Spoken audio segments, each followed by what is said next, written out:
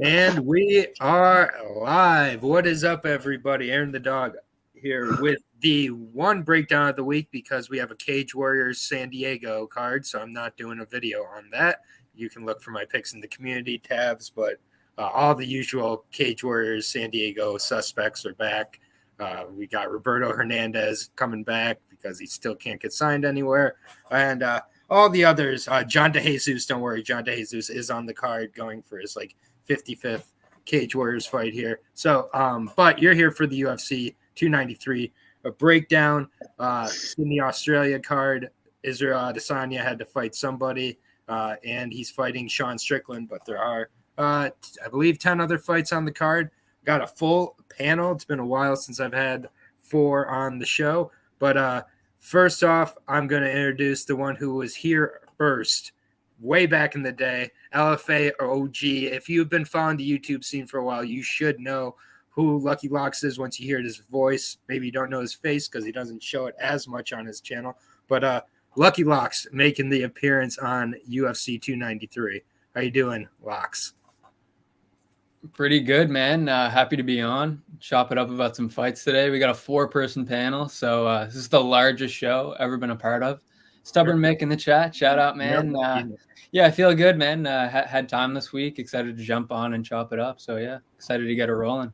Yeah, it's getting to the point where I'm almost going to have to start telling people no because I got a particular Lou Betcha wanting to make a return for Mexican Independence Day next week, / the Fernando Padilla return to greatness. So get in on that. But one of those people who's popped up in the DMs once or twice wanting to get in on the show, and I'm always happy to have him on, JB, Jewish Bettor. How you doing this afternoon, I'll say. It's 5 o'clock. Well, you did. It's 5 o'clock.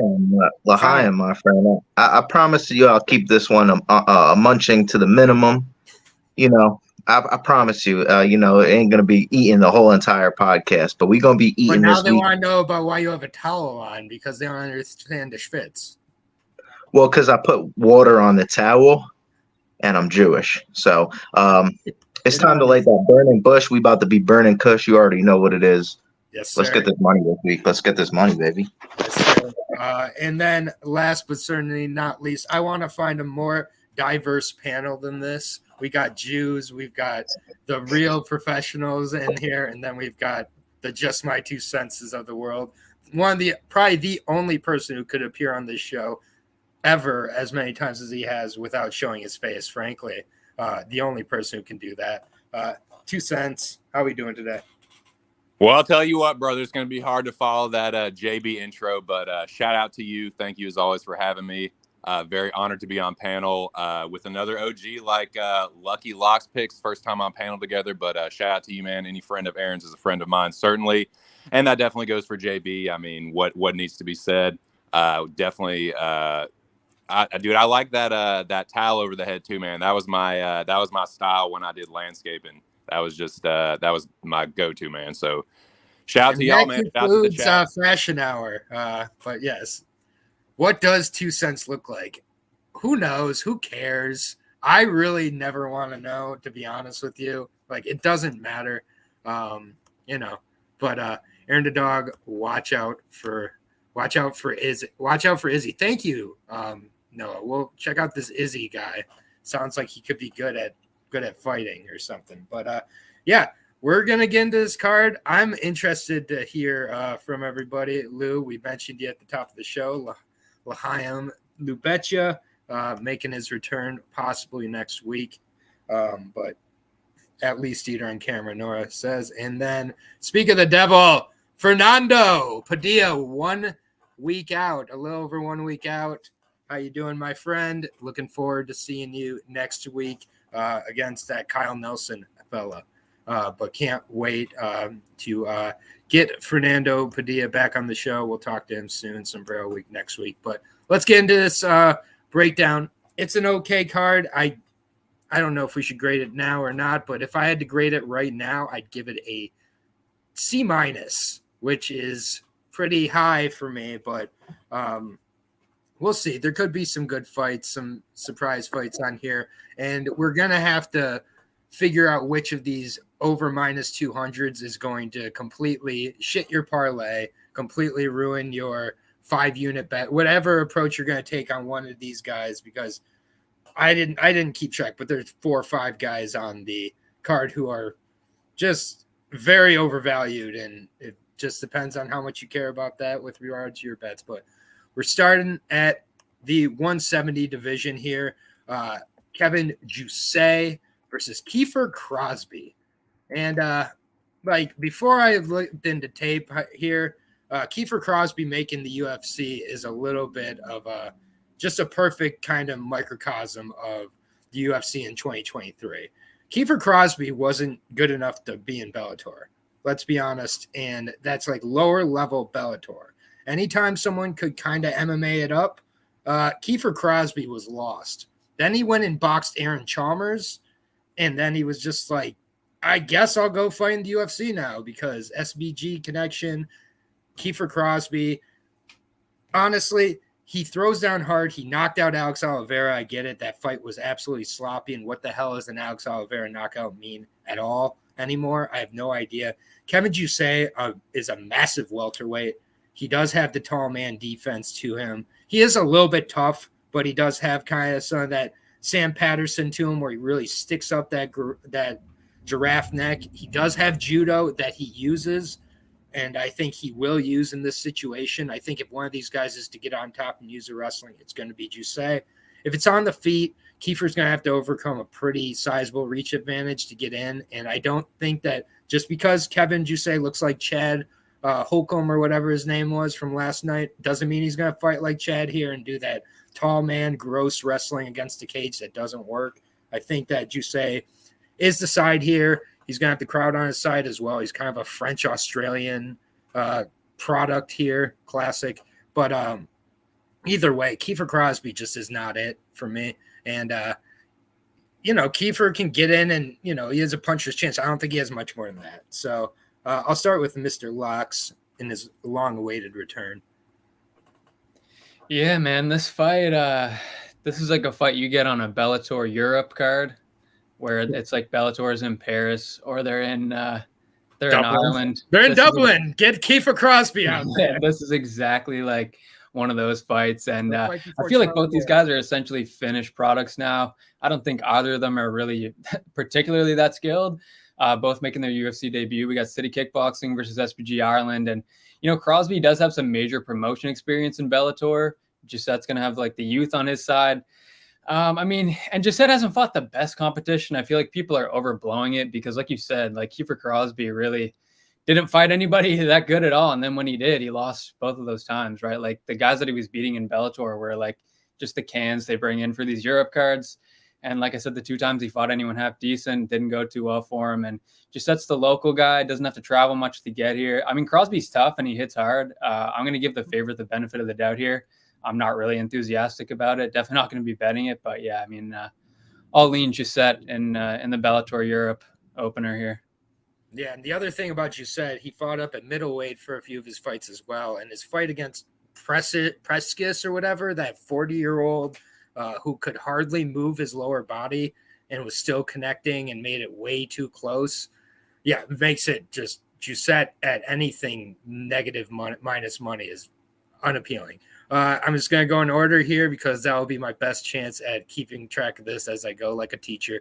2 cents. What's your thoughts on the only fight you taped on the night? Great way to open it up. Really get the people enthused to hear the knowledge. Yeah, dude. Y'all like that? Y'all like that these exhaustive breakdowns of mine?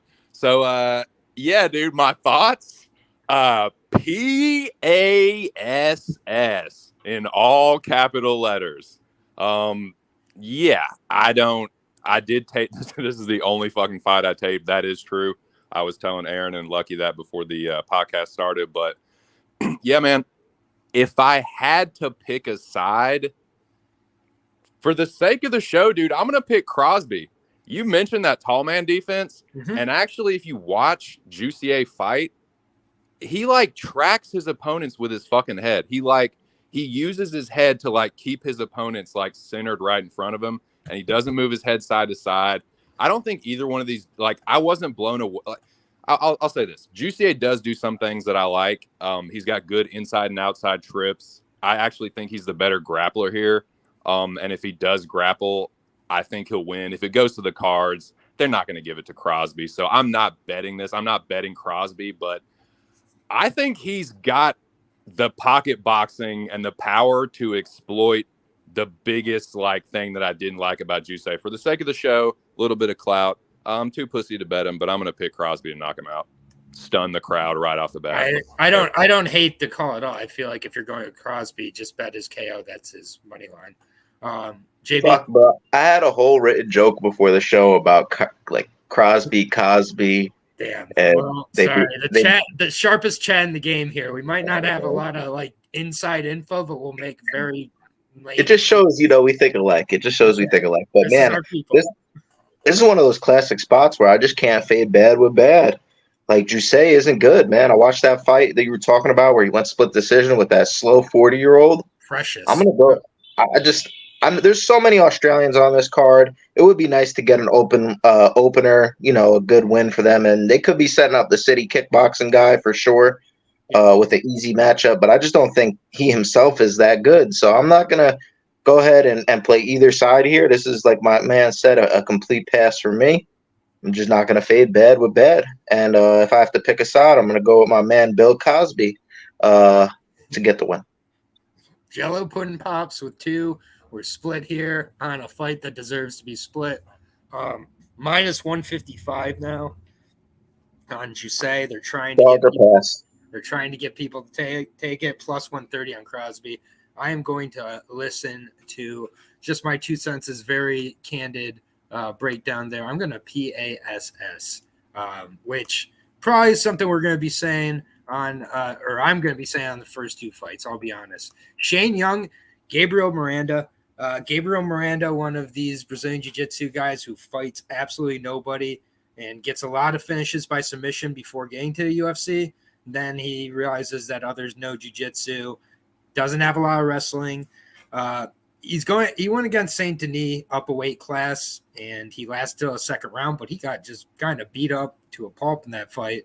If I'm being honest, didn't show me a lot in regards to the stand-up. I think Shane Young should be able to defend the takedowns, has the cardio advantage, and should be able to beat him up at range, but it's Shane Young, and you're approaching minus 170. So what are we really talking about here? Pride goes the distance, but maybe we find out that Shane Young can't do jiu-jitsu, and then Gabriel Miranda gets a first-round submission. I just don't want anything to do with this fight. Shane Young's my pick. No, I'm not betting it. 2 cents. What's your thoughts on these 2 budgeting prospects? Sorry, you caught me mid-toke. Perfect. Yeah, dude. Just let's run it back. Pass again.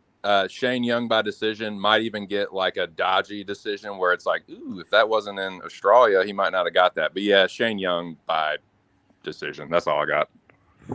Fair enough. JB. Yeah, dude. I think Miranda is really, really bad, dude. I think he's got 1 round of cardio. Who has he fought? Just like you said, let's go back and look. Not a damn thing. Nobody, man. And he's getting these wins pretty early on in the fight. The one other time he went to decision versus a 4-0 and Brave CF, he went to decision and lost. So he's a round 1 sub or bust in my opinion, and I don't like to bet those guys, so I'm going to immediately look to the other side, and it's Shane Young. He's losing. Who is he losing to, right? Ludovic Klein absolutely freaking blasted him through the fucking, just shadow realmed him, put him down. That's a bad loss, and he kind of hasn't looked the same ever since losing to Omar Morales back in 2021, then taking a 2-year break and coming back against Blake Bilder, and honestly didn't look good there either. Bilder, he telegraphs his takedowns a little bit, whereas Miranda, I think what he showed, at least in the Saint Denis fight, is he's able to mix these martial arts together. So I'm not out of question for a Gabriel Miranda round 1 knockout. It's just as the fight goes along, he leaves his chin way too out there in the air. He eats and absorbs 7 strikes per minute. He even takes damage on the ground going for submissions and getting tired. I kind of actually think Shane Young knocks him out, bro. I think he survives the early onslaught. That's the problem. I feel like Shane Young is one of those people that could be overwhelmed by a Gabriel Miranda type. So maybe you want to approach it with the under 1.5. I know a lot of people are taking the over. It's pretty juiced as well, or the fight goes the distance. But I kind of think this ends early, man. Furio is really on Gabriel Miranda, so congratulations, Furio. Usually I understand your sides. I don't see it here on either side. And yeah, this fight wouldn't main event a Dana White Contender Series. That's probably true. Lucky Locks, you have a strong feeling on one side or the other in this gauntlet of a matchup? Not really a strong feeling, but I guess kind of a familiar feeling because I basically agree with you guys. I'm surprised that everybody else here also is is leaning the Shane Young direction, just because I feel like I've seen a decent amount of support for Miranda this week. But, Shane Young's the local guy. He's younger. I think Miranda's going to have a little bit of size. But, this is a guy that was just brought in to lose to Benoit Saint Denis. I don't think it's a guy they're particularly interested in. I'm not sure he's being flown out to Oceania to beat Shane Young in the home game here. And I'm not really saying the UFC even cares about the outcome here. I really don't think they would care if Shane Young loses and they got to cut him. I don't think Dana's going to shed any tears there. It's not like he sells tickets, but I feel like they're definitely giving him a winnable fight here. It's indicated by the odds, and they definitely could have dug into the bag and give him a much harder night if they wanted to in this spot. Yep. I feel like just avoid that sub in the first round, and the pathway is pretty clear. I think 15 minutes or less, Shane Young can get it done. But like you said, it's kind of a hard guy to feel good about when you're talking about minus 160, minus 170. Like when I saw this matchup, I thought, maybe I will play Shane Young like minus 130 or something. But it's kind of hard to feel good about this price. But I guess I'm leaning Shane Young as well. Yeah, Shane Young has made Ludovic Klein have a career performance. He had Omar Morales looking like a career best in his performance. And then last time against Builder, as the fight went on, I thought Shane Young's cardio looked very good. He mixed in a few takedowns himself, which I don't see him going to with Miranda. But it's just there's the over 2.5. I'm kind of interested in. It's even money right now. I do see this kind of going to 15 minutes, even if Miranda has some success on the ground. I don't think it's the minute it hits the ground Shane Young's done. So but minus 160 on Shane Young, plus 135 on the Brazilian Mr. Gabriel Miranda. Moving on, don't worry, we're moving up in the level here to Mike Mathetha versus Charlie Radke. I call him Mike Mathetha because he doesn't deserve to be called Blood Diamond. He is Mike Mathetha until he and this might be frankly an opportunity where he can win just based on pure cardio. I hate to say it, but Charlie Radke has gassed out in more than one fight. His wrestling isn't over impressive. It's a lot of high kind of effort on his wrestling too, which he's going to go to right away, kind of early and often. Eventually, maybe Blood Diamond learns how to, and I stopped saying Mathetha. Sorry. Mike Mathetha learns how to, have a little bit of a get-up game and a little bit of maybe defensive wrestling and just enough anti-grappling to maybe implement his kickboxing and, win a cardio type of decision. I'm not going to be that guy. I wish I could be that guy. I wish I could be cool like that. I'm going to go with Charlie Radke here. I'm going to go with Radke by submission, and that's just completely fading Mike Mathetha as a grappler. So this is real low level, though. Charlie Radke, Kefir Crosby in the UFC, and both could be winning fights on a pay-per-view card. This is just outstanding. But I don't have the guts to go with Mathetha, but if he won a decision, kind of just outlasting, having some success on the feet and just being the one in better shape, Radke is gassed out against worse. So, that's my thing. But Mathetha has struggled against worse as well. Even one of his wins early on, he was struggling in that. So, it's just Radke by submission. I'm not going to overthink it, but God, better. What's your thoughts? At first, I was thinking, live dog here, Blood Diamond, because I really didn't. Although Radke does have some jiu-jitsu, it's not the best. He can be reversed and swept pretty easily. We lost you for a second, or he's getting robbed. God fault. damn it, boys. No, my fault. It lagged real quick. Y'all good? Y'all can hear me? Yeah, good. Oh, okay, cool. Where was I at? Charlie Radke, I think I haven't seen him offensively wrestle in any of his fights and actively try and take fights to the ground. I think he knows a little bit here to try and get this fight to the ground. And the thing is, even though Radke's top jiu-jitsu isn't the best, I've seen him get swept. We lost you again. One thing he was saying, though, that does make me concerned about Radke, and then I'll have him come back if he comes back. Otherwise, I'll go to you. But is that because Radke doesn't usually wrestle, he knows he has to wrestle in here. If he doesn't have like instant success with it, it's not a cardio that he's as comfortable in and could lead him to gas later in the fight. So it's like that's the thing. It's like this guy knows. We saw it with Fernando a few weeks ago on the Contender Series, and let's be honest, this is a Contender Series fight where he came out against that kickboxer, I forgot his name, whatever, the kickboxer who got the contract. And he was just like, I just need to get him down to the ground, get the jiu-jitsu going, then it's over. And then the guy could get up, and then you saw him Fernando completely gas out. What's your thoughts on this? You back?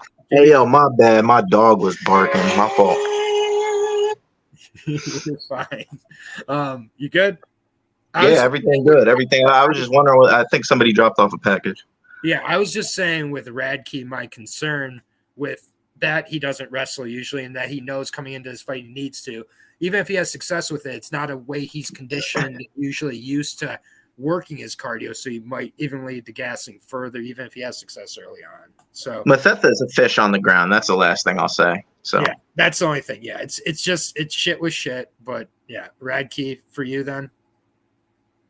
I pass, but yeah, Radke. Yep. I think actually Blood Diamond has the odds. If this guy doesn't wrestle, he wins.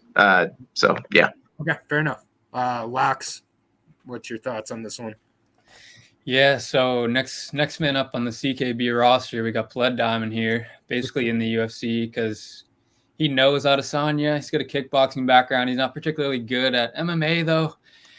He got in there at 3-0 with Jeremiah Wells and kind of got smoked. And he has moments against Koski, but like Koski just isn't good really at all. So Radke is 7-3. He's better than the record looks. He's training in South Florida. He lost to Austin Hubbard, Chris Gonzalez, Justin Montalvo. So Hubbard's an okay loss. Gonzalez, like not too bad. Justin Montalvo, I don't think is really a great loss. I mean, debatably, 2 out of 3 of those guys would beat Blood Diamond though. And Radke put together a good 4-0 CFFC run, which I think is arguably the best regional show. Beat guys like Raheem Forrest, Jonathan Piersma, and obviously, it seems like he's going to have the grappling edge here. And I think he's also just a better mixed martial artist. Radke can get a sub here for sure. It feels kind of like everybody's saying that, so it feels like it's almost the price line is terrible. At this point, it seems too obvious, but that's kind of what it looks like. But the line is just kind of getting crazy now. I mean, like Radke wasn't even the favorite in all of his fights, like on his regional run. Like this wasn't a guy that was minus 900 every fight. He was at pick'em prices and dog prices in these fights, and it's a 7-3 33-year-old making their UFC debut, across the world. Home game for the other guy. So straight up prediction, I'm still going to side with Radke. I just think he has more experience, more weapons, but this price is like, I wouldn't go anywhere near that on the money line. Yeah, Nora, you are absolutely correct. The guy in the black is a professional. That's why he only shows up for Mike Mathetha cards. But yeah, if you don't know about Lucky Locks, just haven't been around the YouTube game for however 5 or 10 years, whatever it's been now. But Lucky Locks is the man, best on the regional scene. I just carry the torch to try to represent for him, if I'm being honest here. That is the truth. But anyways, Radke currently minus 310. What the hell? Plus 250 on Blood Diamond. I think it's almost tempting to go with the third city kick. Like, they're obviously trying to give one of them a win, right? Yeah, and why is his odds so wild? I'm not fading bad with bad. Once again, that's the story on these first 3 fights for me. We will hear from any Blood Diamond bettors after the fight if he wins, though. We will hear from each and every single one of those $1 bettors. Oh, sorry, 2 cents. What's your thoughts on? No, you had it right to just skip over me because like that, I got nothing here. JB mentioned it, man. It feels like they're trying to give Blood Diamond a win. I don't fucking know, man. I didn't tape this for a second, and I wouldn't even think you couldn't give me a free bet on this, dude. Pass. I couldn't be happier to pass on these first like low to mid-level jabroni fights. I'm gonna say Blood Diamond knocks him out though. I think they're trying to give him a win. I don't know why. I got nothing on it. I don't feel very strongly about it, but I certainly wouldn't bet Radke. Like Lucky said, it's getting a little out of control, and I just don't think either one of them are very good. But I think Blood Diamond's a better striker, and I personally, like, I don't think Hubbard is the best loss. Like, that dude just got clubbed and subbed by Kurt Holloway, basically. So I'm not betting on a guy like that. But for the sake of the show and for a little bit of bullshit clout, give me Blood Diamond by KO. Not touching it though. Yeah. Good for you. Good for you. So I'm glad that's not unanimous for Radke, honestly. And I mean, I just can't get there. But yeah, next fight, Nazareth Haqparast versus Landon Quinones. This is a weird fight. Just Nazareth, I mean, a smooth boxer, goes to the body well, like just kind of in a lot of his fights, either, fight somebody who he's just a little bit more superior on the feet than, who's not going to test the ground, to where he can kind of just cruise to a decision. I mean, with Quinones, the thing I do like about Quinones is I do like that he's a little more of a diverse striker here. I think he also, doesn't have a lot to lose in this spot. I get he got submitted by Jason Knight. That's not a great look. Nasbrat's not going to test that realm at all, is the other thing. And with the odds where they're at, I just don't trust Nasbrat that much, if I'm being honest. He actually leaves the body open a lot himself. And I think that, Quinones works the legs a lot. I think he could slow down Nasbrat a little bit in this fight. And, I mean, it would not surprise me Landon winning a close decision, honestly. And with the price where it's at, I'll go with Landon just from a pure numbers perspective. And I think he wins a close decision. Maybe this is a split decision type of bet. It's just kind of what Nasbrat does for me. I just don't really trust him. Quinones, short notice here. We'll see, but the odds are nearly minus 500 for Nasbrat, and I just don't agree. So taking a shot here. Lucky Locks, what's your thoughts on my insanity here? There's another fight that I was thinking about between the two, and I might be taking both dogs, honestly. I haven't decided on the other one yet. But this one, I am taking a shot on the unknown, younger commodity in Landon Quinones. I think they match up pretty well. Yeah, man. So Quinones on The Ultimate Fighter, I mean, obviously didn't have a great showing, but he actually had a pretty decent regional run beforehand. Yep. His only official loss on his record was to Naimov, which obviously isn't a bad loss. I like where he's training. I think he's on the right path. I think he's doing the right things, and I definitely think he's undervalued here. But I don't know, man. I'm still not convinced he's quite on this level yet. I mean, Haqparast has had 10 UFC fights. Mm-hmm. He's an above 500 level fighter, and it seems like these tend to be the matchups just that, like, he wins. Like when he takes on like a Drew Dober, a Bobby Green, a Dan Hooker, that's where he's kind of not quite up to those guys' level yet, and he tends to just kind of be the boss in this caliber of matchup, I find. And I don't know. I tend to think the more experienced fighter takes this one. Haqparast has performed very well as a favorite historically. I think that probably continues here. I think he's just a little bit sharper and a little bit more savvy in this spot. But obviously, man, like, am I crazy about minus 400 or 500? Obviously not. Like, right. You can't really. It's hard to make a justification to bet that, but it just, straight up, who do I think is going to win the fight? It just seems kind of like a clear Haqparast spot to me. Yeah. I mean, Haqparast is very good. I do respect him also, but he's not a guy you got to do a lot of thinking against if you're Landon, at least. So short notice for him. I mean, so we'll see. But 2 cents, what's your thoughts on this one? I tipped my hand a little bit to you early in the week. What Lucky Lock said, ditto to what he just said. All right, fair enough. JV, what's your thoughts? Yeah, I'm on Quinones here, man. I look back at my dude. Yeah, for sure. Jews think alike. Fade the German. I just don't think Nasrat's really be anybody. And I know Quinones isn't anybody yet, but he's still 27 years old. He lost to Jason Knight, just like my dude said, and that's the last thing we saw about him. But before that, he was putting on a great regional run. I think this could be there'll be some grappling mixed in, but I think Quinones is solid there. I think he's improving each fight, and that last loss had to sting. Like, that had to put some type of fire in him. This is the one time we're not getting some type of setup fight where it's a clear A side, B side. I'm not saying that in the first fights, but it's hometown versus not hometown, right? This is just kind of a regular. Both guys aren't from the area; they're coming flying over.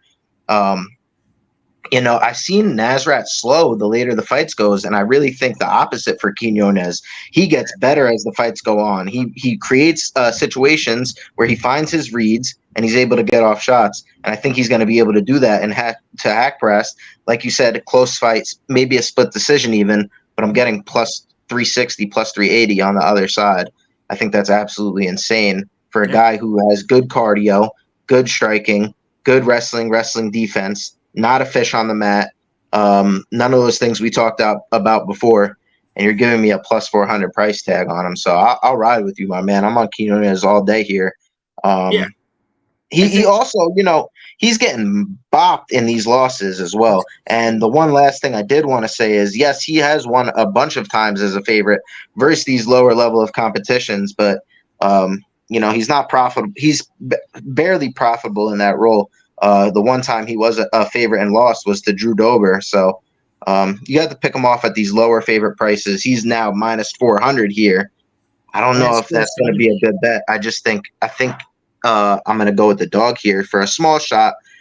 Give me about 0.2 units on Quinones. I'm not crazy confident because just like they said, Lucky Lockpick said, he just agreed with him. I thought he brought up a lot of great points about the experience advantage for Nasrat Haqparast, and that could just be enough. So I'll go with the dog here in Quinones. Yeah, and Haqparast is only 28, but again, been in some wars in those 28. Been on a lot more mileage, a lot more wars, and I mean, I just think this is one where I get it. Landon lost in 60 seconds, but I don't always freak out over sub-minute losses. We really don't know who the better fighter was in that spot. I get it. He got caught in a submission. Nasrat's not going to come out and flying armbar him. Also, it's not worth betting Nasrat, dude. Even if he wins, you're going to be sweating Haqparast at minus 400. Fuck that. Yeah, exactly. Minus 470 now, plus 360 on Landon Quinones, the newcomer here. So definitely a good opportunity for Landon. All right, we're back up. We're back down. Whatever. We're back to the 155ers. The allegedly 29-year-old Jamie Malarkey taking on the allegedly only 38-year-old John McDessie. I kind of question both guys' ages, honestly. John McDessie is not getting any younger. He's not getting any taller. This man is so damn short. Every single fight, I'm just like, why is he still doing this to himself? I get it. He got that win over Ignacio, which is going to cause me to never trust Ignacio Bahamondes forever now. So thank you, John McDessie. Malarkey, I think he's just going to come out here and wrestle him and just kind of grapple him up and not let him, get anything fired off and just control him, beat him up, land some shots, try to sink in an arm triangle for 3 minutes before just being in side control and land some knees from the side and wins a decision. But maybe Malarkey's just stupid as hell and gets caught early and heel kick to the ribs and just I don't know. I can't trust Malarkey anyways, but I'll go with Malarkey and I'll go with him by decision. But I wanted to get there on McDessie. This is the other fight, honestly, between McDessie and Quinones. So I was back and forth. I'm I'm taking one of them, not going to take the other one. I know that doesn't make a lot of sense. That's perfectly fine. I don't think these fights make a lot of sense. So fuck it. I'm going with Malarkey, but if McDessie ends up winning just one of those decisions where he's snapping off leg kicks and just moving out of the way of Malarkey's slow strikes as he gets more and more shots and bloodied up because Malarkey has no defense other than his face. It wouldn't shock me, man, but I'll go with Malarkey to win a decision with his grappling. So, 2 cents. Is that what it's on? Yeah, 2 cents. Sure. Dude, I cannot bet Jamie Malarkey, man. I'm picking him to win, but he just got fucked up back in June, dude. By a featherweight. I am not laying the chalk on that, man. I think look, dude, I like John McDessie. The Shotokan practitioner will always have a place in my heart, but he can be kind of a punching bag. Offensively, Malarkey is a pretty good striker. I just can't bet on his chin and durability, which is and y'all mentioned the defense too. he just, to me, I don't know if McDessie is the guy to like slump him, but I'm staying completely away from it. But I think it's a winnable fight stylistically for Malarkey. Like, McDessie does not have one punch power, certainly not at this stage. And like, that's probably what he's also a broken man. He's had like 700 surgeries. He's old. He's shot. Like, it feels like a setup spot for Malarkey, but no, thank you. Malarkey, but pass for sure. Yeah. JB, what are your thoughts on this one? Man, I like you said, after the last two fights, it's hard to trust Malarkey. I thought maybe at minus 180 he could have been a play, but now he's minus 260. I think some people seen the age difference, they seen the reach difference, they seen McDessie slowing down. You know, Naimov, I think Naimov's not that bad, man. Like we can't say Quinones, you know, who lost to him, is good without saying Naimov is legit. And Malarkey was controlling that for most of the fight until he got knocked out, right? But that's the thing, is he kind of leaves his chin hanging, and his wins. This is another guy who I just think his wins aren't the best, man. Like, I'll go back and look at his record again, and sheesh, man. Devontae Smith, Kama Worthy, like dudes who aren't even in the UFC anymore. So I don't know how actually good Jamie Malarkey is, and I just can't trust him. I think Quinones is a better bet than any of these fights, in my humble opinion. Francisco Prado, like, you know, he should have been able to finish that fight easily. Showed no finishing urgency in that fight. I think everybody was on like the under 2.5 in that spot, and it didn't hit. The split decision versus Michael Johnson, which a lot of people thought he lost. I get it. You know, his losses are pretty decent, but, you know, I just don't think he's beating anybody. So I'm going to have to stay away from this one completely. Man, give me McDessie as a dog. Malarkey's luck just ain't been going good. Totally fine. I'll go the opposite way at this point because the odds are just getting too swollen. You're right. You're completely right. Lucky Locks, what's your thoughts on this one? Yeah, man. I don't have a whole lot else to add. I'll just say, you know, like all the measurables are going to be on the Malarkey side here. Obviously, like 4 inches of height, 6 inches of reach. He's 9 years younger. But McDessie, you know, has more than double the amount of UFC experience. And that's over Malarkey, who's an 8-fight veteran. You know, it's not like he just got here. He's been fighting this organization for a while. And McDessie has like almost 20 fights in the UFC, right? So, honestly, man, he may indeed be the more skilled fighter, John McDessie here. And I think, honestly, he probably is. But there's one thing I don't want to do. It's pick or bet 38-year-old lightweights that fight once per year. I think basically both these guys are going to land shots and go for it. And I actually do expect McDessie to look a little better. I just don't think it's going to matter. I'm going to go with the younger, bigger hometown guy here. But like you guys said, I mean, you won't find me lining up to get a ticket on Jamie Malarkey because I don't trust that guy and I don't want to lay any chalk on him. So that's how I feel. Yeah, no, this is just this is definitely, there's just so many spots where it's like, are you going to find that big dog or the couple big dogs on this card? Because McDessie at plus 215, that number is just wrong. It's just wrong. The Malarkey should be maybe minus 150. It's at minus 265. So, yeah, we've all kind of covered this fight. I would love to see McDessie win. I always think it's funny when he wins fights. I don't know. So, all right, next fight here. I am not a Chepe Mariscal fan, not a Chepe Mariscal believer. I always like to lead off breakdowns when I'm very clearly not on a side. I picked against him in his debut. I picked Trevor Peek, okay? He got me to pick Trevor Peek in the UFC. That is embarrassing for me because I have not picked Trevor Peek in any of his fights, including the Contender Series. Then I did against Chepe. They went out there and they just like – Chepe just, you know, he looked really good. It was probably the smartest and best he's ever looked. So I'll give him that coming into this fight. I think, like, it's the most impressed I've ever been by him. He actually used his judo, used his grappling – at points. He did kind of throw down at some points, and you know, but I mean, he looked really, really good there. Jenkins is a different story in my opinion. Obviously, drink everybody. He has very good leg kicks. Everybody who breaks down Jenkins will mention the leg kicks. I do think they're very relevant in this spot. I don't think that Jenkins can be over reliant on them because I could see Chepe catching them, leading them down to the ground, leading some grappling exchanges. I think that's where Chepe has the best chance in this fight of winning it. But at the same point, I just think that Jenkins looks like the real deal to me. It looks like a pre-polished product. As he's came over to UFC, was decently tested on the regional scene before as well. I think he's looked better and better. I think he's got the more diverse, better striking. I think he's able to keep it out of the grappling realm, where I think Chepe has his best chance. And I think Chepe falls into old habits, gets into a brawl, leaves himself out there. I think Jenkins gets a KO here, puts a really big statement on the early part of his career, and I think makes that next step up. So I think he shows the levels here. I think he's the better guy in particular on the stand-up. I think it's pretty close overall. I do think just Chepe's IQ I can't quite trust. So I got Jack Jenkins here by KO. JB. Yeah, man, this dude in the comments, that was hilarious. His girlfriend, that was a good one. In all seriousness though, man, I think that this dude needs to mix up the kicks.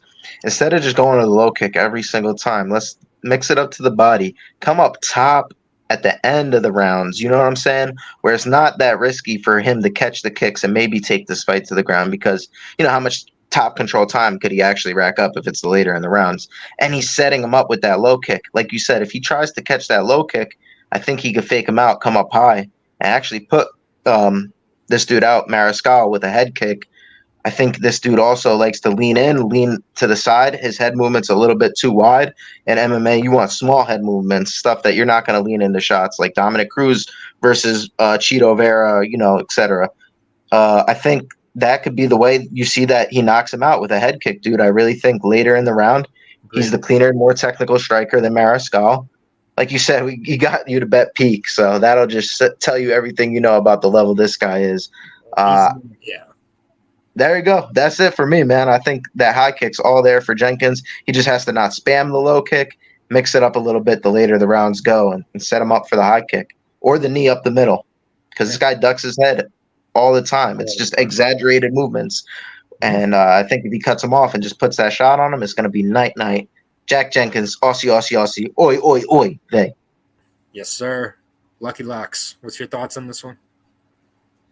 Yeah, so Jenkins, 2-0 in the UFC. Like some people said in the chat, pretty sure he didn't win the last one. Took some of my money, but, competitive fight. He is also, really good at that particular strike that everybody knows he's really good at. I don't think I need to say what it is. We've all heard it 100 times this week. We're going to keep hearing it.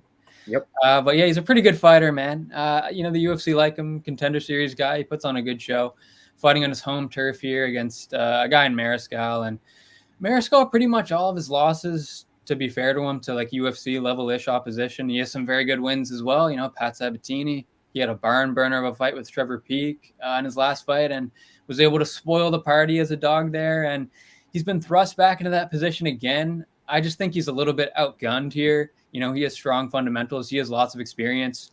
And I think, for the most part, he makes decent decisions. But that can win you a fight against a wild man like Trevor Peek. And this is a step up. And I just feel like Jenkins is the more dangerous guy. He can create the bigger moments. And I just think he has more weapons and much more the finishing upside. It's two tough guys. I expect this to be a good watch. I wouldn't be completely surprised to see Chet be the spoiler again. But yeah, I just think Jenkins is more dangerous, more weapons in this fight. So I got to pick him to win. Yes, sir. 2 cents. Are we having our first unanimous agreement, I believe, of the night? Yes, indeed, brother. Let me just fucking form Voltron right here. This Jack Jenkins machine.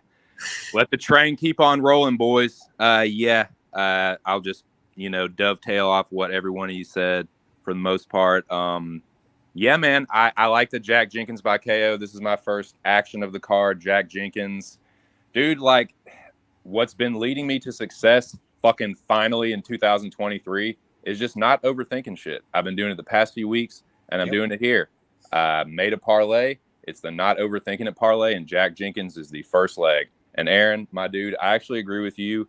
And I think JB said it too. I think Jack Jenkins is going to knock this dude out. No disrespect is going to come off that way, but I'll just say that anyway. I think Chepe is kind of a jobber. Like, if you go back and look at his career, like, yes, he has some good wins. Like, he beat Yusuf Salal. That's decent. He had the split over Pat Sabatini, whatever. But, like, yeah, he's got some good losses too. But like for every like Gregor Gillespie and Steve Garcia loss, there's like a fucking Frank Buenafuente or like Sean Soriano. Like those are not good looks. I think like Jenkins, like Lucky Lock said, I think he's more dangerous. And I think that Chepe is going to be kind of feeling himself. And I think he's going to go out there and try and be a fucking tough guy. And I think Jenkins is like the cleaner striker. Yes, the leg kicks, they're talked about ad nauseum. He's going to use them, but like I like Jenkins' boxing, man. I think he's got a good double jab cross, and I think he's going to piece Chepe up when they go to exchange in the pocket. And also, if it gets hairy for him, I like Jenkins' takedowns and like what he does when he gets on top for the most part. But like I think Jenkins is the way better fighter. I think they're giving him not like a layup, but like a winnable fight. And I think that, yeah, like Lucky said, like that was kind of a fucking dodgy decision last time. So I think he's heard that and he's gonna look to show up and show out. And I think he chin checks Chepe. Let's fucking go. Ozzy. Oi. Yeah, no, I like it. This is, a fight the under 2.5 kind of interests me as well, because I just think that I think these guys are going to really go. I think it's going to be a pretty violent fight. It's at plus 155. I mean, Mariscal is very dangerous, puts himself in some risky spots as well. So that kind of covers both sides there. Minus 205 on Jenkins, plus 170 on Chepe. Potential fight of the night, though. Featured prelim, man. I don't know. My C- might have been too generous on this card. But Dawoon Young or Dawoon Young, depending on which version he goes with for this fight. Last fight, he was Dawoon Young, Woon, but who knows? For this one, Dawoon Young taking on Carlos Ulberg. Carlos Ulberg has been knocking out guys who don't want to wrestle and just want to stand and be tough guys for his last 3-4 fights, and he's been looking really good. Fabio Chiron, he went to a decision, which it is what it is, but at least it showed he can go 15 minutes. And I think he picked the perfect person to do it against in Fabio Chiron. And then, I mean, just knocks out Tafon Nchukwi, knocks out, just not knocking out high levels of competition. You can go back, Nikolai Negromanov, probably his best win, but Negromanov didn't use any of his wrestling at all. Dawoon Young looked really not great against Devin Clark on the feet particularly, and that's definitely a huge red flag going against someone like Ulberg. Looked really bad on the feet against Eston Jacoby as well. And I can definitely see if Dawoon Young does that phone booth where he just puts his toes in front of the opponent's toes and does not move and just single strikes back and forth like he did against Kennedy and Nchukwu, Carlos Ulberg is going to put his left fist through his face with a straight so hard. He's going to be out in the first round. Kevin McDonald's going to jump back in after that awesome stoppage he had last night against Roman Tavares, which was definitely a guy I had to bet on. Oh, well, I knew that was wrong. It's fine. It is what it is, but what a terrible stoppage. Carlos Ulberg, first round knockout. I definitely can see being in the cards. And then the price, this line starts to get me thinking a little more about this fight. And one thing I did like about Dawoon Young's last fight is he had success with the wrestling. He looked really good with his wrestling at points, had some pretty good positions at points, almost had a Von Flue sunk in at one point, had a couple sweeps, was looking to take the back and sink in the rear naked choke. And I just think against someone not as good on the ground as Devin Clark, I think he would have had some success.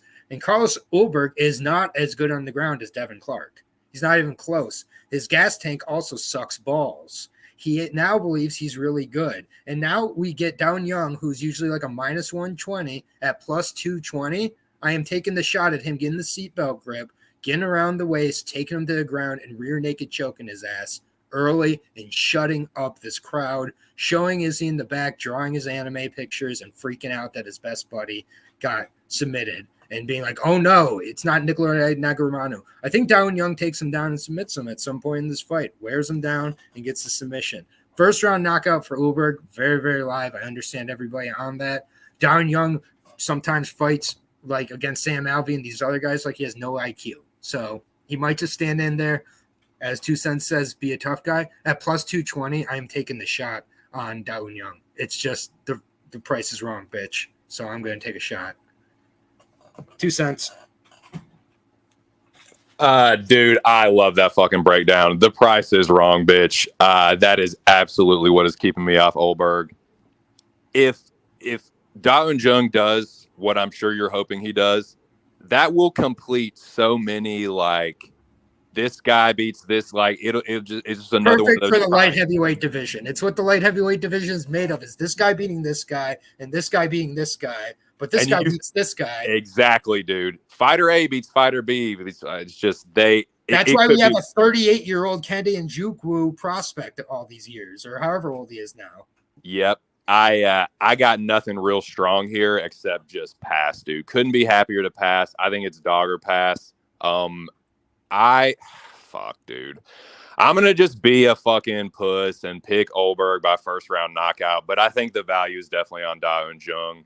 And yeah, I don't like that chalk for Ulberg. And people are going to be hammering that shit. Like Ulberg could be the fucking what's the word, the mush of the week. So I'm staying far the fuck away from it. But yeah, I'll say Ulberg.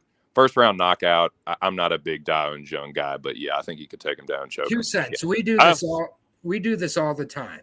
Who of Carlos Ulberg's last 4 results does Da Jung not do better, or as good or better at, of those 4 guys? How does he do against Fabio Cherant? Yeah, I got nothing, dude. I can't push back. You know, like it's just like I think this is but. Thank God for that Sam Alvey draw a decade ago, because it's going to keep prices low for the rest of the recession.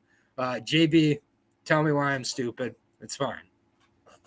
Dude, yeah, I know a dude who had a bunch of money on Da Jung that night for like a big parlay. So imagine like the sweat on that dude's forehead while that one was going. I think they showed it like on the broadcast and everything. But dude, yeah, what scares me is like the 95% Tapology votes. He's probably going to be in every parlay, every boost, et cetera, et cetera. So yeah, like my man said, this is a pass for me, just based off of merit. I don't know. Am I going to take a shot on a dog versus a guy who just lost to Devin? Like I just watched him lose to Devin Clark. And now he's going up against Devin Clark. I put in Dwayne Clark at first and got a bunch of Grizzly highlights. I'm like, oh shit, no. Oh no. All right, I'm messing up, dude. You guys already know I'm inebriated, so can't keep me to everything. I can't trust Carlos Ulberg, and the line's moving the other way. Minus 260 now. It's going even lower. Like they're asking people, they're begging, they're saying, please play Ulberg KO. I don't trust that. So for me, it's either a dog or pass, man. A dog or pass. He could wrestle here, and Ulberg's cardio is questionable. He's been knocking out guys who just aren't the best level of competition as well. And like you said, he could get overconfident here, go back to his old ways. He didn't even want to fight like crazy. He was throwing super low volume in the Cherant fight because he didn't want to get tired like he did versus Njoku. I don't think he could go 15 minutes in that fight. Go back and watch it. It literally is like, do I have the cardio to go 3 rounds in MMA? Oh, great. I have a bodyguard who I'm fighting in Fabio Cherant. And light heavyweight's one of the most volatile divisions because of just it's light heavyweight. Guys get knocked out. Guys get submitted. Shit happens. Young was a minus 300 favorite against Devin Clark 1 fight ago. And now he lost a decision where he had some success and he had some bad moments, but now he's a plus 220 dog against a boxer. So, lucky locks. I'm insane. Let me know why. Listen, man, I thought I was going to crash the damn party on this one, but I guess I'm actually late to the party here. We got, Ulberg, the golden boy, reality TV star, model, UFC fighter, fighting at home. Everyone very confident he gets the job done on Saturday. Apparently not here. No. And I'm not with the confident bunch either. I mean, you want to make him the favorite? Like, all right, makes sense. Like, he won 3 or 4 fights in a row. Jung's coming off 2 losses. He looked bad in both of them. But like minus 300, like now I guess he's like minus 260 coming down.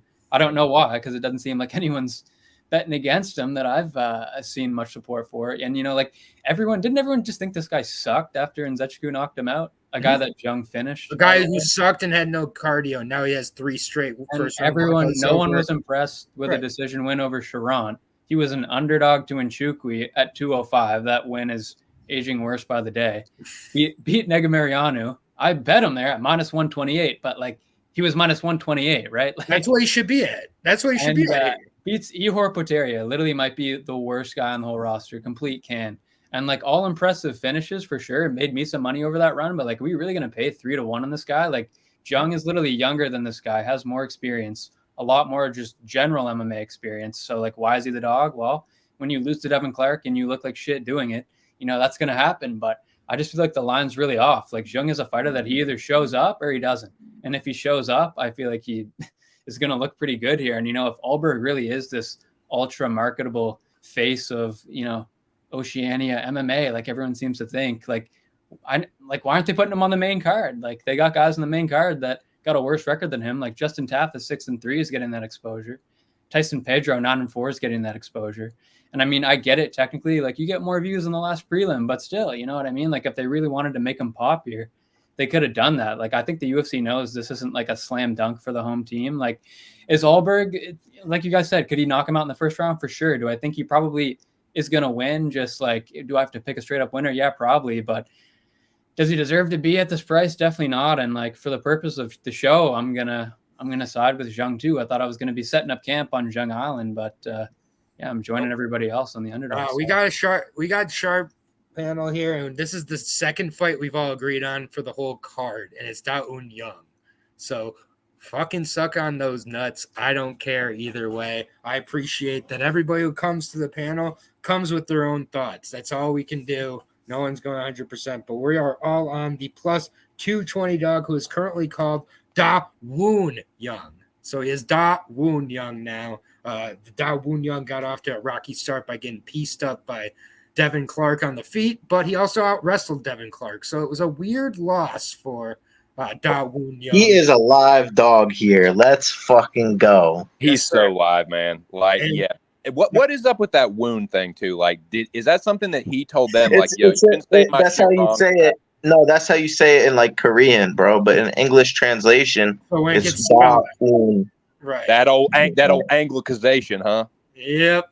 The Anglo-Saxons getting in the way again. Plus 220 on Young, minus 270 on Ulberg. So moving on to the main card now. This fight. I got a lot of thoughts on Tyson Pedro's whole kind of run. It's a little bit confusing at this point, if I'm being honest, though. The last fight with Bukauskas, that was not great. Losing 30-27 on some scorecards there.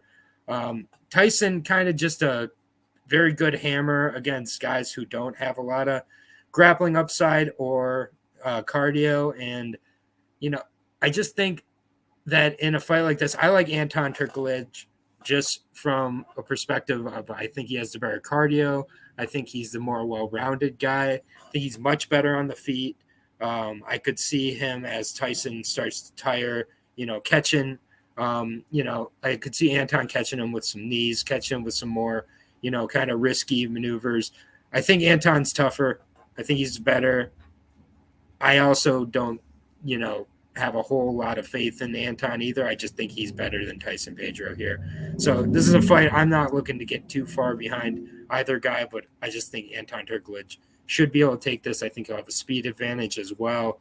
But Tyson fighting is, in front of the home crowd here. So maybe he comes out and has a good performance, but pass all around. JB.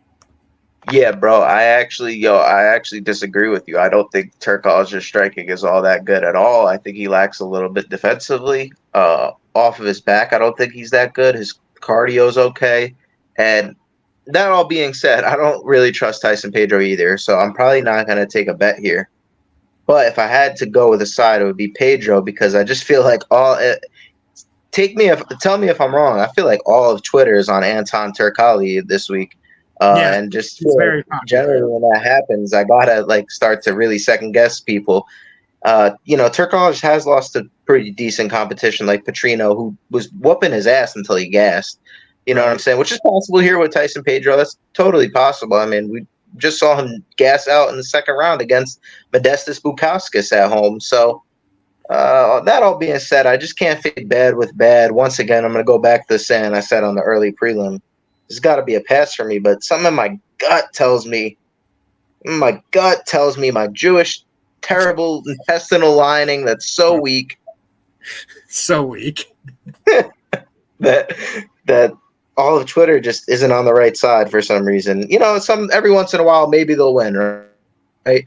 But I just feel like more often than not, when it seems that obvious and the line's only a pick 'em, if that's the case, then why isn't Turkali a minus 160, minus 170? Mm-hmm. No, I agree. Same with Ulberg. And case in point, that's just betting theory, in my opinion. I got to pass on this one, bro. Well, got to pass. Lucky. Locks, what are your thoughts on this one? Are you with me on Anton? Are you with Bettor and Pedro? Yeah, so Turkali, I mean, he's got youth here. He's 5 years younger. 0-2 in the UFC, coming out to Australia to fight the Sydney native and Tyson Pedro. And people seem to really like Turkali this week, and people liked him so much that he became the favorite for a little bit, hovering around to pick him now. And I don't know, I'm just kind of confused. Like, Tyson Pedro closed as a favorite in all 9 of his UFC fights so far, and like Anton Turkali is where we're drawing the line at. Like, an 0-2 grappler from Europe is like the guy that's like, I don't know. This is the guy that won on Dana White's Contender Series in front of Dana and the guys, and they said no thanks. Yep. He's going to be like the favorite or even money with Pedro now. Like, and I'm not one of the people that even thinks Tyson Pedro is anything special. I literally picked Bukauskas to beat him in the last fight. Turkali isn't Bukauskas. I just don't think he offers the same level of striking. I don't think his physicality is like where it needs to be to really impose himself on Pedro. I think you just need some physicality to get some respect from him. I think Pedro is a much better athlete. I don't think Turkali has a ton standing, and I think he could have moments in the grappling, but like Pedro can grapple, man. I don't think he's really at a disadvantage there. I think this is a case of people were being way too high on Pedro before, and now they're kind of dropping a little bit too low. Turkali just to me kind of seems like the archetype that loses to Tyson Pedro, so I'm on that side, and I'm thinking about betting that. I like it. Yeah, I was talking about the overcorrection with the Darwin Young fight. This is a pretty good example of that as well. And you're just short of missing the plus money as well. I don't hate it at all. Well said, Locks. 2 cents. What's your thoughts on this one? Hey, dude, once again, Lucky Locks singing my song, man. I couldn't agree more. Like, look, Tyson Pedro is a fucking fraud at a high level. Like, I think that his floor is high enough to beat a guy like Anton. I don't know how the fuck you pronounce that dude's last name. I'm going to just say Anton. Pretty sure about that one. So let me just pass for sure. But dude, like, you are not going to be wanting to be holding an Anton ticket if it hits the cards. No. There is no fucking way. So like, big old pass. I'm gonna pick Pedro though. I don't think he's losing in Australia to a guy on Anton's level. But that's all I got, man. Don't feel strongly about it. Yeah, it's a pick 'em minus 110 both sides. Some money shifted to over 1.5 that was at a pick 'em this morning. It's at minus 130 now. Yeah. Weird fight to start out the pay-per-view. We gotta say it, bro. He said the comment, dog, that shit was too funny. He said that Lucky Lock picks looks like Steve Nash. Yeah, dude, what's so funny about that is I literally just took a picture of that and sent it to like my group chat with my friends because they say that too. And you guys want to know something else too crazy? We have the same birthday. Oh my god. We got Steve Nash on the holy shit table, boys.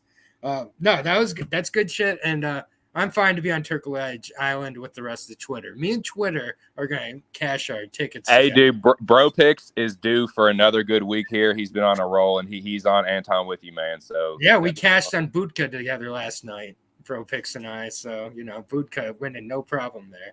Just how everybody drew that one up. But that is UFC rostered Budka, which before I started this breakdown, I thought meant something. And then I got the second fight on the main card, and we're at Justin Tafa versus Austin Lane 2.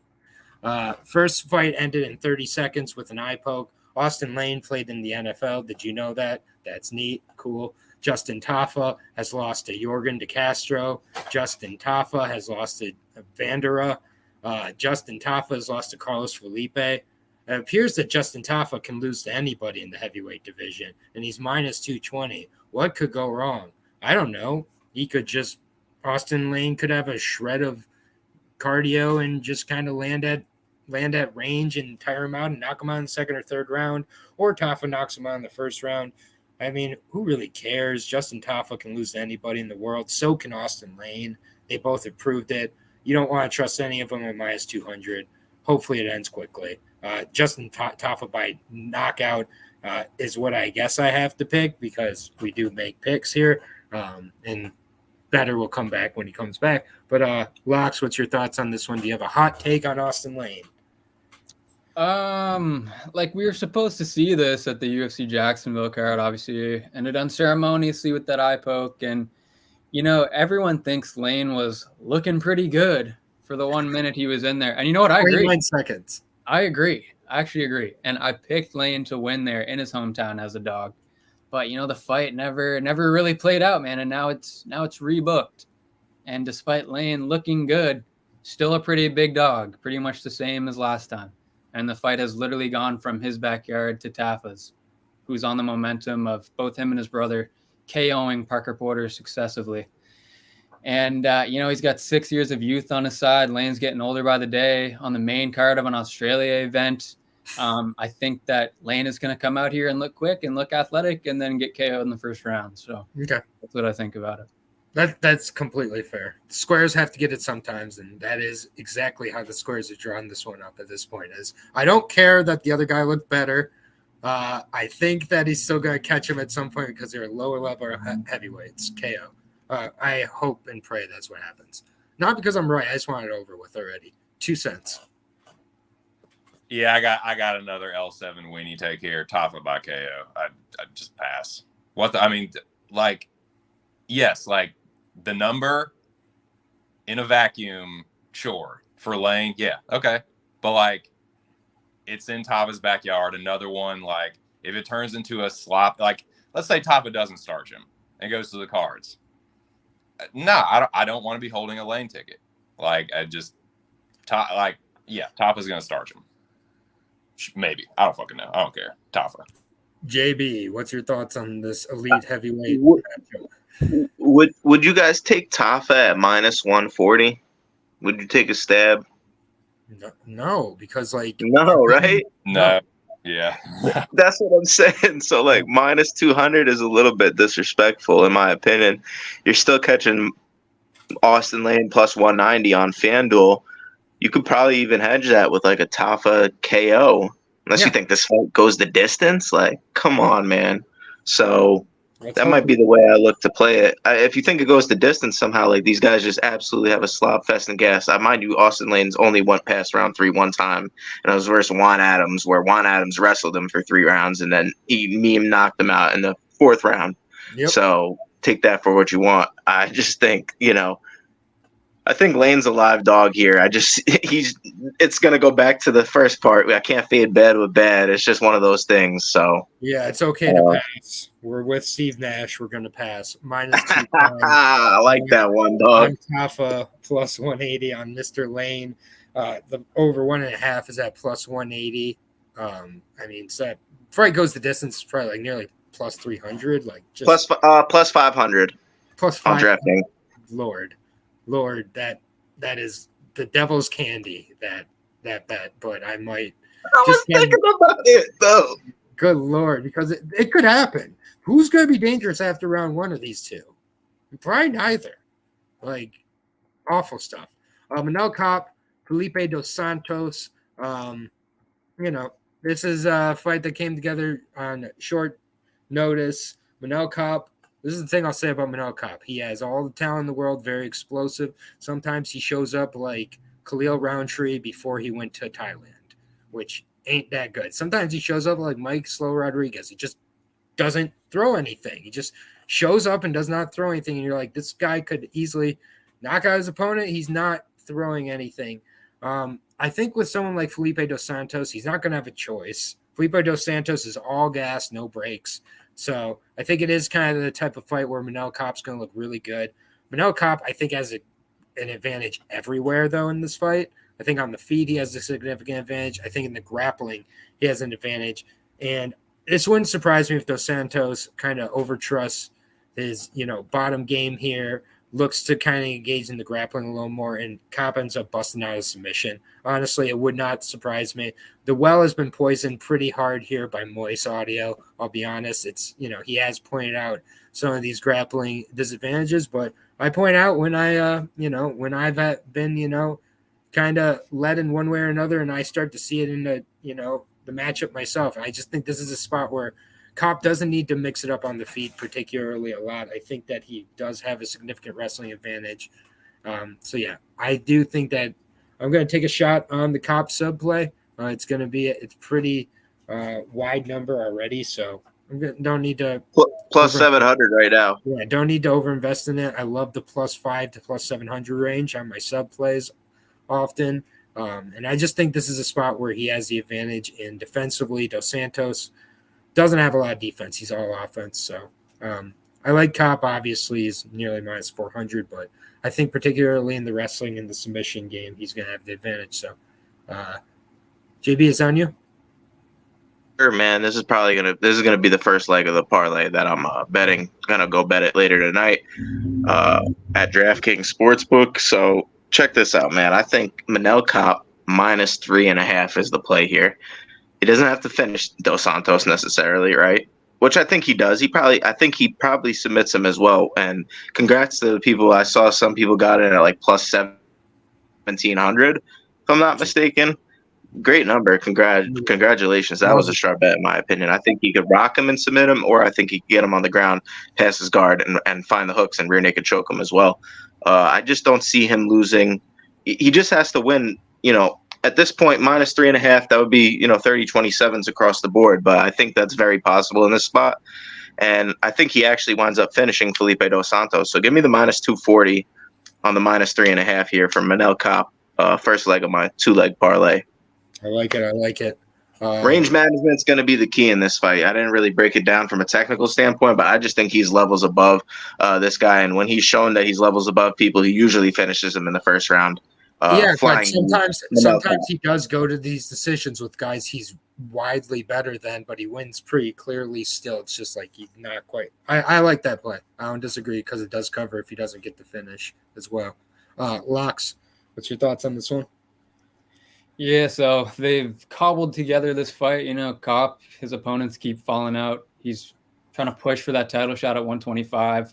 And he's putting together a pretty good run here despite kind of a rocky start to his tenure. And Dos Santos had 2 contender series opponents fall out. Like, neither one of these guys can get a fight to save their life, so they just matched them up here. Dos Santos, it's a tall order here, right? Like, let's not sugarcoat it. He's coming in on short notice in the featured bout of an Adesanya pay-per-view. Other side of the world against a guy, Manel Kopp, who's very experienced, top-level fighter, and he's fighting, generally in a region where he's very popular. He had a lot of experience in Asia and Ryzen. That's not too far, relatively speaking, from Australia. And I just think Kopp is just going to be too much for the shoot-to-box product here. I just think he's, like you said, I think he has the advantage everywhere. Short notice. I just think it's a cap spot here for sure. Yep. 2 cents. Hot take of the night, Felipe Dos Santos. Well, let's get another defender of the universe here, boys. Voltron is formed. This is Manel Kopp is the second leg of the not overthinking it parlay, aka the no fucking brainer parlay. -350. Oh yeah, he's in there like swimwear, boys. Kopp has him covered everywhere. Honestly, dude, this is not a hot take. This is the easiest fight of Manel Kopp's UFC career. I'm not gonna say it's like his whole career, but dude, he fought Pantoja in his fucking debut. He's gonna and boys, I'm not trying to manifest this. I am rooting for y'all to get the Manel Kopp by sub, which is why I'm perfectly fine with the -350. But dude, I'm gonna keep it $150 with you boys. I think he's gonna one punch this motherfucker. Aaron mentioned the way this guy fights. That's where the criticism for Kopp is when he fights these like skilled counter strikers and it turns into a staring match. This ain't gonna be no staring match. This dude is gonna march forward like the Terminator, and Kopp is gonna slide back and fucking pull counter this dude. So yeah, Manel Kopp by first or second round knockout for me. But I hope I'm wrong. I hope it's a Manel Kopp submission and it's all smiles for the boys. But yeah, Kopp all day. -350 is nothing. Yeah, and he's at -400 now. So well done by 2 cents there.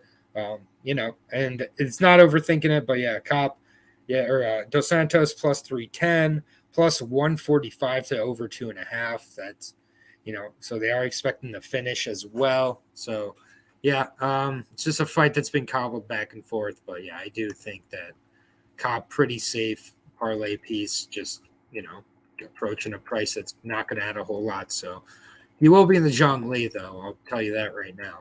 But yeah, either way, Zhang Li don't care about value. Zhang Li just care about winning. So whatever number it is, Zhang Li will put it in there. Zhang Li's a legend for that reason. 2 of the last 3 weeks we've cashed on that parlay. Let's make it 3 to 4. Co-main event time. Alexander Volkov, Tai Tuivasa. Alexander Volkov, really, really hard to knock out. Been knocked out 1 time. Fights very technically, throws a lot of shots to the body. He's gotten bigger as his, UFC heavyweight career has gone on, I think. But still has good speed, especially for his size. Tai Tuivasa, you just kind of know what you're getting with Tai Tuivasa at this point. He's going to have to try to crash the party early and often. And this is just, to me, there's a very wide gap in the technical skills of these two guys. And I think there's going to be a wide gap in where the striking's taking place. It's going to be a spot where Volkov can hit Tai Tuivasa at points where Tai Tuivasa can't. I think Tai Tuivasa frustrates himself to probably not a knockout. I think Volkov probably wins a decision here. But if Volkov puts him away, it would not surprise me. I think Tai Tuivasa is completely KO dependent here. So, yeah. Lucky Locks. I feel safe putting Volkov in parlays, but I understand people who don't at minus 250. What do you think? Yeah, we get the Sydney native and Tuivasa here taking on the big Russian, and obviously Volkov has the advantage in the measurables, having 5 inches in both height and reach. Tuivasa is gonna have the youth on his side, and I guess the weight probably gonna be packing on an extra 10-15 pounds, I think, when they both weigh in. 6 years younger, obviously. And Volkov has definitely been the more successful UFC fighter. They've had around the same number of fights in the promotion. Volkov won 2 straight off Jairzinho Rosenstrike and Romanov, and Tuivasa just lost his last 2. But high-level stuff, right? Like Sirgan and Pavlovich, really no shame in those. Volkov obviously got schooled by Gon, and I think Pavlovich probably KOs him inside 5 minutes. I was kind of surprised at the odds of this one, honestly. I just would have expected them to be a bit closer. Volkov was literally just an underdog to Alex Romanov, who isn't good. He has the better frame, though, better fundamentals, better movement, for sure. I just feel like Tuivasa is going to try to force a car crash here in front of the Sydney crowd. I think he's the bigger power and a big edge in durability. I just don't think he's going to pack it in and kind of stay at distance and let Volkov move around for 15 minutes. I think there's going to be some exchanges. I think he can win them. I think he's just going to force it to be in close and just try to swing for the fences. And, at the number, I feel like you could take a shot if you wanted to. I'm not going to, just because, historically, he just hasn't really performed very well in these fights where he's the underdog here, and Volkov definitely has a clear path. But, just to lean at the number, I'm going to lean towards the Tuivasa side here. I like it. I totally respect it. 2 cents. What's your thoughts? Boys, do not listen to me on this fight unless you want to have a shoey with the boys. Come on, Ty. Yeah, dude. I understand I am being the stereotypical Bobo. I am living up to this trailer trash reputation that I'm starting to develop. But yeah, I have no nuanced breakdown really. On paper, it's Volkov all day. But I'm taking a stab on Ty. It's in Sydney, boys. He's got a puncher's chance here.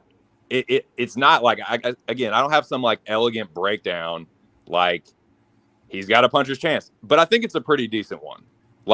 Yes, Volkov, people are going to break this fight down and be like, yeah, Volkov only has 2 losses by KO. One of them is Derek Lewis. I already I understand that. But the dude got dropped by Timothy fucking Johnson. Let's not act like he's some fucking world beater. I think Ty's got a puncher's chance here. I don't think it's the greatest one. I think if he does stand at range, he's going to get chewed the fuck up by Volkov. Like, I think he could definitely get Garrett in the stomach and just, like, that could be the end of it. Look at what Gon did to him. But, dude, if they're boxing and, like I think Lucky said, like, dude, if they're just going to have a fucking car crash, yeah, I'll take a little stab on Ty. I got him at plus 175. Like I said, I'm not, like, making this a huge part of my slate. But, yeah, he's my underdog. Let's go. Shuey for the boys. Weston Sydney. Ty. Yeah, all right. Fair enough. 2 on Ty, 1 on Volkov. Just Jewish Bettor remaining here. What's your thoughts? Yeah, dude. No, I really like this. This fight because this is an interesting one. I think Volkov, he's the better overall skilled fighter. I think at range he's gonna be able to have more weapons. That being said, this is heavyweight, just like my man 2 Cents said. And if is this gonna be a pure striking matchup, which it definitely is. It's not gonna be really a lot of grappling mixed in here. I don't see Volkov shooting here ever. And Ty really doesn't have the best offensive wrestling, in my opinion, to get this fight to the ground. Like. We just haven't seen it. So this is going to be a straight heavyweight striking banger. So pretty volatile. I think Ty is going to be a popular underdog this week. Maybe a shoeys for the boys, but I'm going to pass on this fight completely. Going to stay away from it. So I hope Ty wins, though, man. I'll do some shoeys with the boys. Shoeys with the boys. Yeah. I definitely think Ty can do it, but I am gonna have Volkov in. I already do have him in a parlay, and he is gonna be in the Zhongli. So sorry, 2 Cents, and any other participants in the. It's Zhongli. not okay. I don't accept your apology. Unfucking believable. Yeah. Well, that's why I apologize. Oh well. We'll move on to the main event. Real thinker of a main event here. Honestly, if you have Sean Strickland. By anything other than that, the price is plus 470 or whatever it's at this point, and it's just like, oh well, he can do it. Like they're gonna stand, and what round is Israel Adesanya gonna knock him out in? Is my only question, or does it go to a decision?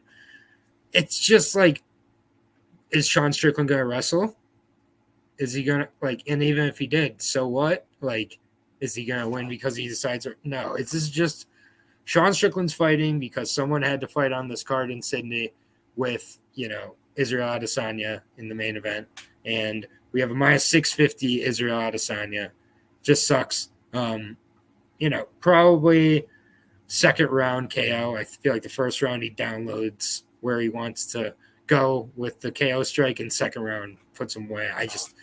I don't see Sean Strickland making it 25 minutes against Israel Adesanya. In a stand-up battle, and he's not going to wrestle. So it's like, good job, Sean Strickland. Sean Strickland wins, then we have to see Israel Adesanya versus Sean Strickland too. So do you really want to see that? And if Sean Strickland wins that, we have to see Israel Adesanya versus Sean Strickland 3, 4, and 5. So do you really want to see that? So let's just avoid that horrible timeline where we have to watch Israel Adesanya and Sean Strickland start the Davidson Figueiredo versus Brendan Moreno train. Israel Adesanya by second round knockout because that's what makes sense. 2 Cents. So I actually love what I did with this fight. First of all, shout out to the O's because I bet the O's against the Angels the other night in the first game, and it was a little bet and get. So it was bet, whatever, and then get this free bet. And I threw the free bet down on Strickland just because of the odds. I don't think he's going to win. This is dude, it's disturbing, how much I have to reference Beasting 25-8, but I'm going to do it. There's levels, and this is, one of the easier fights of Adesanya's title reign. It'll be fun. The build-up will be fun. I'm really looking forward to it. Gasoline look pretty damn good. I mean, he did. I'm not saying it's impossible, which is why I made the free bet. But I'm not gonna actually put a real stake on it. The Adesanya is abso-fucking-lutely closing out the not overthinking it parlay. I understand it's minus 650, but I put him together with Jenkins and Kopp, and it got me to plus money. So that's just what I've been doing. If it ain't broke, don't fix it. So I'm just sticking to the script. I think. That's why it's either way I'm covered here. I think Jenkins and Kopp both win. So it's Either I get that crazy, like, let's say Strickland. I don't think I think the only chance for Strickland to win is to get a takedown and get the ground game going. But Adesanya is hard to take down. And I think, honestly, dude, I'm going to say this. If Adesanya doesn't finish Strickland after all the spicy shit that Sean has been talking and what he's probably going to talk at the press conference and all that, like, I'm going to look at the dude a little more. Like, I already kind of look at him sideways for that weirdo, like, dog shit that he does. But, like, I'm going to really look at that dude sideways if he doesn't finish Strickland. I think this is a perfect, like, setup opportunity for Adesanya to shine. Shut Strickland up, remind everybody, you know, this, that, and the third. But yeah, I think it's Adesanya probably by like third or fourth round knockout. Yep. Let's hope so. JV, what's your thoughts on this main event? Everyone's greasy theory is that this one's going to end by submission this week, but I'm not 100% sold. I think Sean Strickland, he's going to want to stand and bang guys. We saw it versus Pereira. And now you could say he's going to try and mix in the grappling here. I just don't know necessarily if he's going to have success with it. We've seen Izzy throw up triangles. He's working with Craig Jones. Like, it's possible. I understand the theory, but I think Strickland looks okay for maybe the first 2 rounds. If he's going to try and win this fight, it can't be a pretty striking matchup. It has to be a dirty, just Sean Strickland, I'm moving forward in your face, mixing in the grappling as well to throw off Izzy from getting these reads. But I think by the time it's round 3-4, if he even gets there, the IQ of Adesanya is just going to take over, and he's going to be able to just put him to sleep, I think, probably around that time. He said he's going to sub Strickland. He also said Blood Diamond. And, all right. That's all I got to say for this. I missed the other leg of my parlay, so I'll give it out at the end.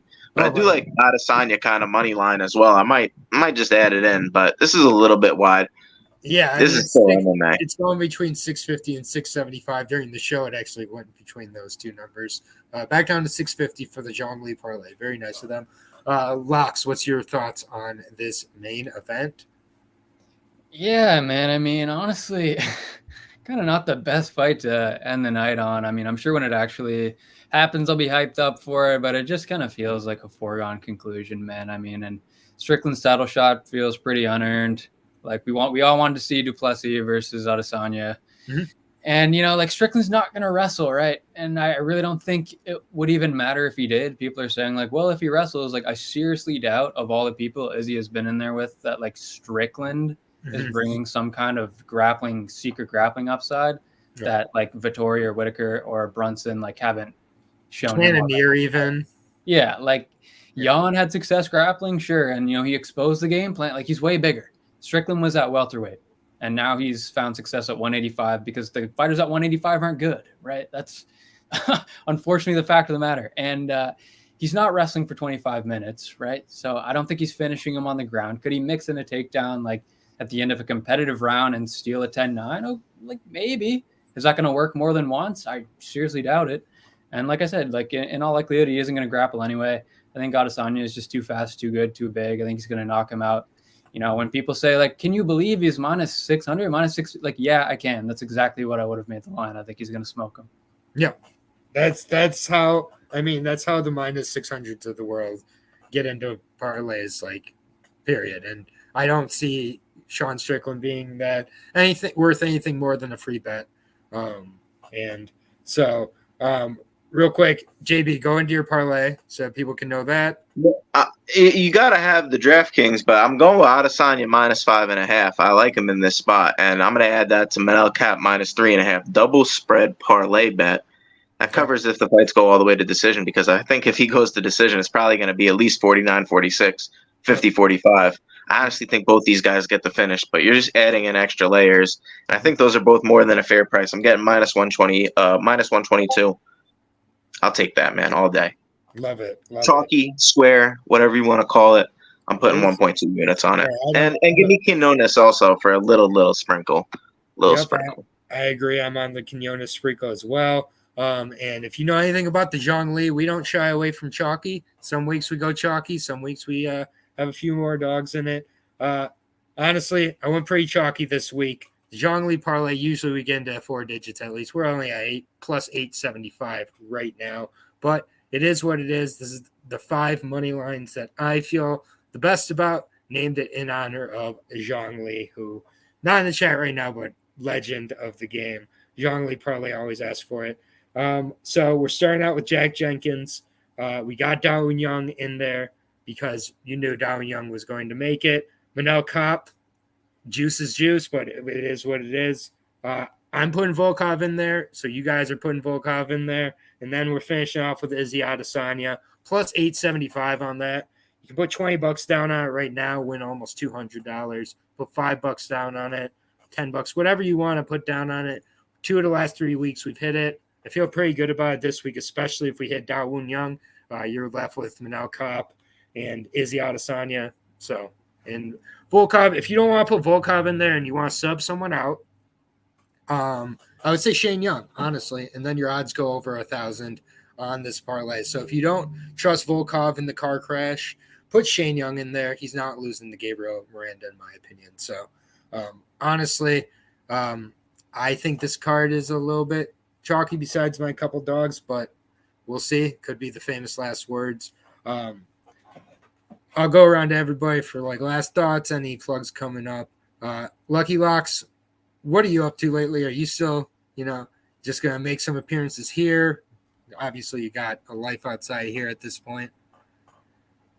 Yeah, I mean, I'm thinking about it, man. I'm thinking about making the big return. I feel like, the LFA it's tough, man, to do the research when you're doing like all the fights and some of them are just like complete randoms, But I'm definitely thinking about doing like maybe like a Thursday or Friday, like UFC, get back into it, man. Because, I missed the game. So I had to DM you. And yeah, man. When I saw that DM, I was shocked. I was just like, all right, he's ready to go. And, you still got it, dude. Like straight up really good stuff today from everybody. I appreciate the perspective of everybody on the panel. It's kind of always my goal with the people who show up that we all don't just say the same thing or come from the same perspective. I think all 4 of us definitely have a perspective. Form your own opinion from there. Not asking anybody to tail blindly ever. But yeah, man, I think this will get you back at least showing up here on a few Wednesdays moving forward. You're always welcome. So appreciate it, man. It was great to have you back on. 2 cents. You got the weigh-in show on Friday, I assume. Yes, sir. I will be going live on my channel Friday to cover the weigh-ins. It's another kind of like weird start time, so I'll get the thumbnail out as soon as possible. Tomorrow, I'm going to be back on the PSR podcast, the MMA Locker Room Talk with Big Show, Liam, and hopefully Mills. So that's me tomorrow, and then yeah, man, just looking forward to the fights on Friday, man. Thank you as always for having me. This was a fucking kick-ass panel. Lucky Locks, dude. Would love to be on panel again with you, hopefully soon. JB, always a good time. Shout out to the boys in the chat. Best of luck, everyone. Thanks again for having me, and let's go, baby. Water. JB, what are you doing over on your channel? Are you still doing the betting analysis that you were doing? Dude, I'm nah, man. Because you know what it is, man. I just enjoy talking about fights with other people. And you might think I'm super fucking high right now, but nah, man. But I'm just also enjoying myself, and that's what I like to do. Who wants to talk about fights by themselves? So if anybody wants to come onto my channel anytime, you're more than welcome to be a guest. Just hit me up in the DM. That's more than fair. I'm sure some people will watch because they love the Jew, as always. I'm fucking starving though, bro. I haven't ate this whole show. I'm sorry that you couldn't eat the whole show. I am Go back last week to when he had like 3 courses through the show. Biggest controversy in a long time. But yeah, appreciate all of you, bro. Same. Yeah, it's all love, man. Appreciate it. Thank you to the chat. We're up around 20 people today. Appreciate everybody from Justin, Alex, Moist, Stubborn Mick, Noah, obviously, financial advisor to Noah. We're happy to help him with all of his investments. Anybody who I've forgotten, Lou, Fernando Padilla popped into the chat earlier. All the love to him next week when he's on the card next week. So definitely put Padilla in your parlays as well. You can extend them into next week. And then Hoizu Man or Hanzi Manu. He wants to be on your channel. So there you go. Bro, send me the DM. Yep, his DMs are open, boys. But good luck to everybody this weekend. I will put the picks to the Cage Warriors San Diego card in the community tab some point before the fights on Friday, but not doing a video for those. I just can't do it. But peace out, everybody. Good luck. Get onto Twitter, Hosey, or just leave a comment here and talk to him there. So, all right. Peace out.